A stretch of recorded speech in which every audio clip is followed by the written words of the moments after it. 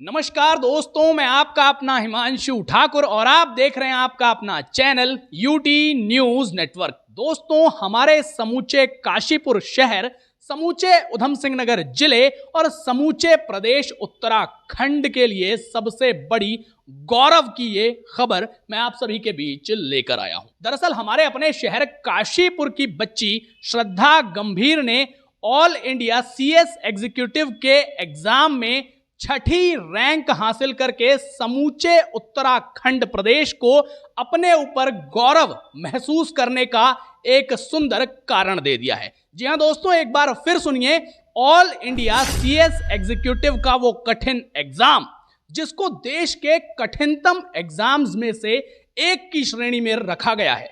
इसमें यूं तो पार्टिसिपेट हर बार लाखों की संख्या में छात्र किया करते हैं और लाखों की संख्या में पार्टिसिपेट करने के बाद कुछ सैकड़ों की संख्या में ही ऐसे स्टूडेंट होते हैं जो इस एग्जाम को पास कर पाते हैं और जो रैंक होल्डर होते हैं वो मेरे ख्याल से 10 बच्चे होते हैं, लाखों में केवल 10।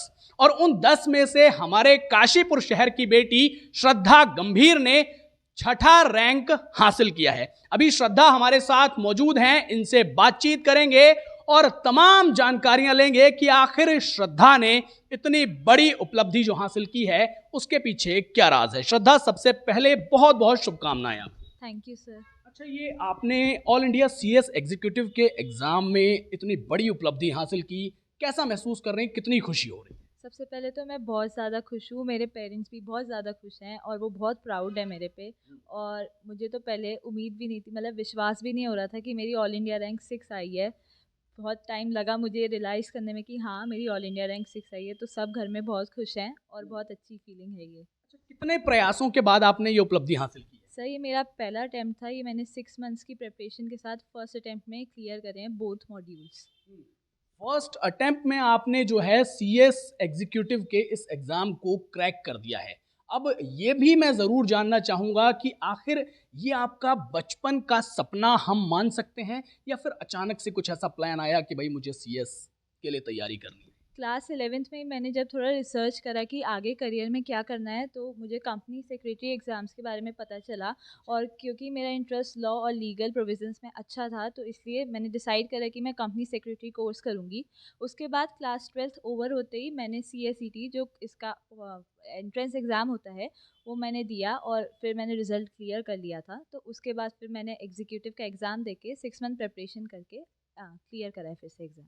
जब आपने एग्जाम देने का या फिर इस प्रकार से सीएस करने का प्लान बनाया तो क्या कभी ऐसा सोचा था कि इतनी बड़ी उपलब्धि 6th rank all over India हासिल कर पाएंगी?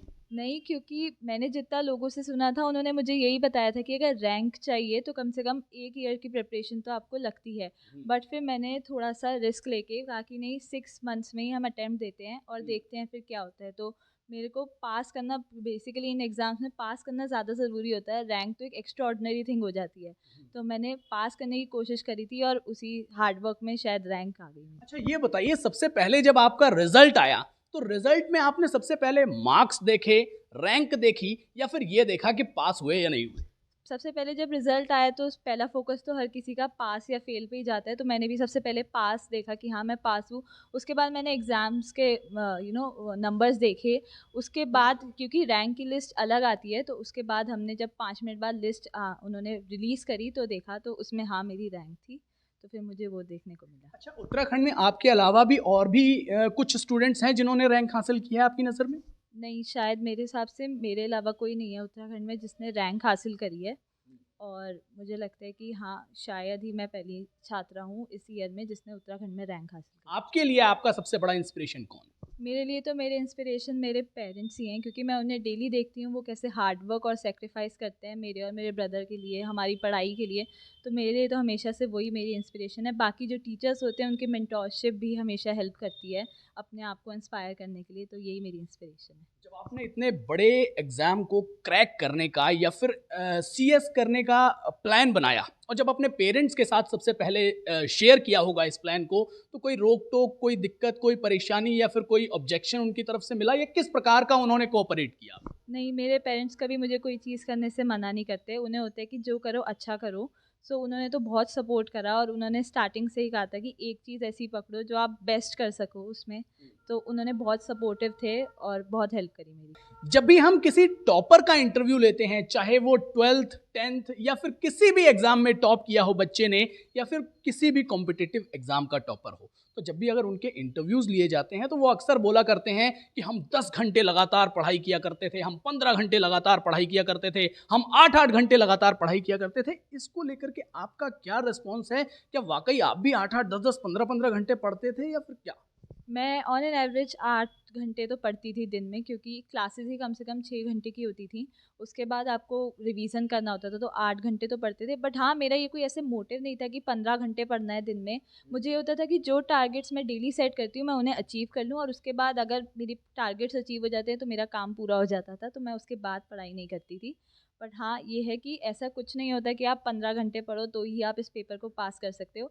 अगर आपके कॉन्सेप्ट्स क्लियर हैं, आपको चीज़ें अच्छे से समझ आ रही हैं, तो आप ये पेपर क्लियर कर सकते हो। वो आप पे डिपेंड करता है आप कितने आवर्स पढ़ो। तमाम ऐसे स्टूडेंट्स होते हैं जो स्ट्रगल कर रहे हैं, जो सपने देख रहे हैं भविष्य में कुछ बेहतर करने का, कुछ बेहतरीन करने का। उनके लिए आपकी तरफ से क्या संदेश है, क्या मैसेज देना चाहिए?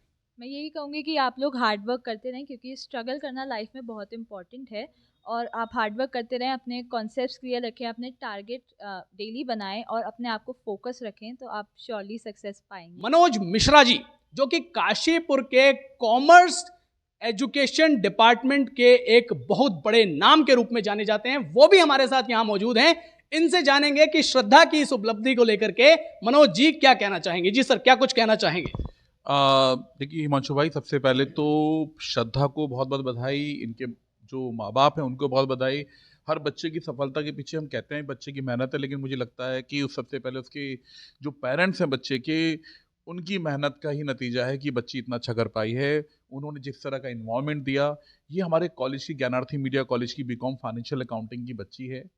तो सबसे पहले तो कॉलेज की ओर से, मेरे पर्सनल ओर से और पूरे मैनेजमेंट की ओर से बच्ची को बहुत बहुत बधाई और शुभकामनाएं। कहीं ना कहीं श्रद्धा गंभीर ने नहीं केवल काशीपुर बल्कि समूचे उत्तराखंड प्रदेश, समूचे उधम सिंह नगर जिले के तमाम निवासियों का सीना गर्व से चौड़ा कर दिया है इस उपलब्धि को हासिल करके। आप सभी श्रद्धा गंभीर की इस उपलब्धि पर क्या कुछ कहना चाहेंगे?